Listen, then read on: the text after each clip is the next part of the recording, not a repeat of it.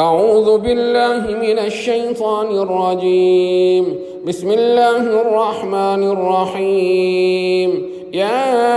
أيها الذين آمنوا بالله ورسوله والكتاب الذي نزل على رسوله والكتاب الذي أنزل من قبل ومن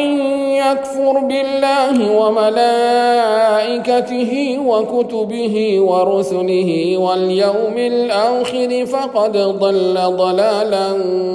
بعيدا۔ اے ایمان والو، ایمان لے آؤ اللہ پر اور اس کے رسول پر اور اس کتاب پر جو اس نے نازل کی ہے اپنے رسول صلی اللہ علیہ وسلم پر، اور ان کتابوں پر جو اس نے نازل کی ہیں اس سے پہلے۔ اور جو کوئی انکار کرے گا اللہ اور اس کے فرشتوں کا اور اس کے رسولوں کا اور آخرت کے دن کا، پکی بات ہے وہ بہت دور کی گمراہی میں جا پڑا۔ یہ آیت ایک فرض کے بارے میں ہے کہ کسی بھی شخص کے مسلمان ہونے کے لیے یہ فرض اور ضروری ہے کہ وہ اللہ اور رسول اللہ صلی اللہ علیہ وسلم پر ایمان رکھتا ہوں اور قرآن کریم پر ایمان رکھتا ہوں، اور قرآن کریم سے پہلے جو آسمانی کتابیں ان پر بھی ایمان رکھتا ہوں، اور اس بات کا یقین رکھتا ہوں کہ اللہ تعالیٰ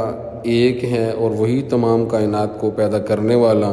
اور اس کا نظام چلانے والا ہے، چاہے ہمیں نظر آئے یا نظر نہ آئے۔